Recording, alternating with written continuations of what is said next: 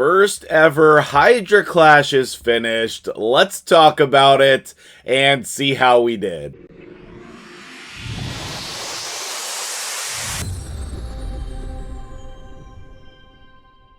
What's up, guys? MtgJedi here. How you doing today? First things first, let's jump in and let's look and see what happened. So it looks like we finished in first. And we did. Okay. So let's collect our chests. I mismanaged my... I don't know. I decided at the last minute, right, to build my Infinity team, as you saw on the channel the other day. And now that left me without the ability to hit Nightmare. So my plan going forward is to hit Nightmare first so that I make sure I get those rewards. I mean, I did get maybe the most amount of points in my clan. However, I also didn't get a Nightmare chest. So I did it for you guys. Okay, I did it for you guys. But moving forward, I would love to be able to turn my Infinity team into at least hitting hard, and if not higher than that. But we'll see. We'll talk about that in a minute, right? I definitely have the champions to be able to hit Nightmare and do all the things. At this point, I probably have the gear to do that as well. It's just a matter of setting it up, making sure that you do the right things. So anyway, let's go in. Let's look at our chests. Probably going to be the same type of stuff either way. And this might be an eye-opening experience for you comparing the different chests, because they're not that different. Polarium says they're very different. They're not, okay? You're getting more gear. You're getting a little bit more clan gold. You have a higher rate of, like, mythical gear, I think. You have a higher rate of 6-star gear. But the most important thing is just the number of pieces, right? And, like, it's still with this, like, flat HP. But we hit speed, so, like, that could still be a ridiculous piece. And then here we go again. Boots. Oh, but it's flat HP. Yeah, those are 5-star as well. I thought those were 6-star. But you can still get some pretty crazy ones, and I'll definitely roll those up. Those could be ridiculously good. But anyway, you need to make sure that you have a plan for your keys. Now, if you are not that progressed in the game, just hitting normal is great, right? Just hitting hard is great. Just doing the best you can do. And if you're an endgame player, then pushing your account to see how far you can go. All right, so we ended up in first, and I had the most amount of points in the clan. All right. I was he didn't know it. I had a secret competition going on with Chronic to see if I could beat him. I built Fox's Infinity team down here, and then Godby, did you... Oh, he's not in my clan yet. I was working on Godby's Hydra teams last night on the stream on YouTube. If you'd like to see those builds and that thought process, you can go back and watch that stream. Takeover Tuesday, still happening, just at a little bit different time scheduling. But I'm pretty proud of the fact that I hit the most damage in my clan. That's a milestone that I will not forget. Now, we're going to get the first chest for these rewards, which means I'll probably post this video a lot earlier than what I normally would. So let me pause the video, take a screenshot so we can make this into the thumbnail, and then we'll collect this chest. All right, so let's do it. I'm pretty sure I'm going to be disappointed, and one of my main pieces of feedback is going to be fix the rewards. But who knows? If you take a look here real quick, look at this. They only use 55 keys, and we used 78. I don't know, that's weird. They used 89 keys down here. Anyway, let's collect the chest. Tiffany, show us what's behind door number 1. Let's see what we get. So this is literally the best thing that you can get. No, this is a robbery. Right? This is what some of the other content creators have been talking about, right? Every week you're going to get one accessory, and okay, well, this is pretty ridiculous. An HP stone skin ring, like probably perfectly suited for Uko, somebody like that. And it is mythical with HP percent on HP. This is a best case scenario, okay? Best case scenario right here. But you're going to get one accessory per week. Plarium, that is not good enough. That is not good enough. This is the best you can do is one accessory per week. And a lot of these are going to be unusable. Like, what if this was the attack stat here? I was fortunate, right, to get this. And that's probably going to go on my Uko. But I feel like the rewards are very, very limited. Okay, and that's going to be the first thing, right? We've got to increase the rewards. We have got to have incentives for us to be able to do all of these things. Like, it takes an awful long time to do Hydra to the best of your ability. I worked on Hydra for a minimum of 8 hours this week. It was probably longer than that. And we need an incentive to actually put that effort in.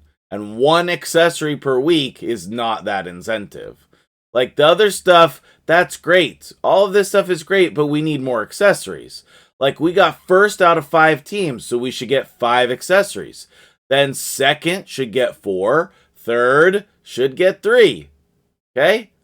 That is my opinion. Or at least go 3, 2, 1. Right? This is not enough. This is not enough. I do not believe this is a good enough reward.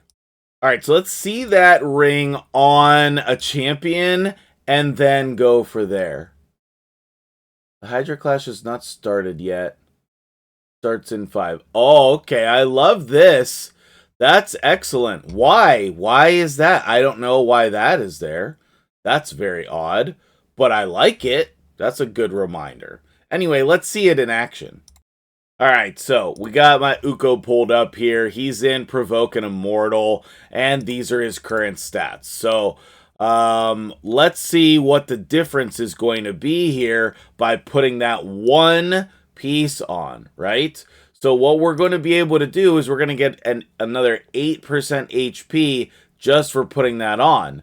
And we could put something like a refresh accessory on, although I don't have any for skinwalkers. Let's go straight to 16 and see how this turns out. Whoa, whoa, whoa, whoa, whoa, whoa, whoa, whoa, whoa. Oh, geez. I mean, you can't make this stuff up, okay? So I'm sure Roz is gonna call me out in a message saying you're so lucky. But then just pay attention, okay, and see what the ring actually rolled, all right? I don't know. That's about the worst possible thing I can think of. But yeah, so I don't think that will be going on Uko anytime soon. That is definitely not worth it. Would that go on somebody else? Yeah, maybe if I start using Ragash again. You can see he's not in any kind of gear right now. That, could change if I start using him again. I don't know who else I would put it on in this faction. Let me know if you have an opinion on that, okay?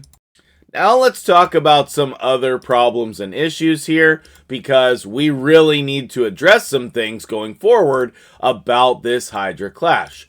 Let's come back over here. The Hydra Clash.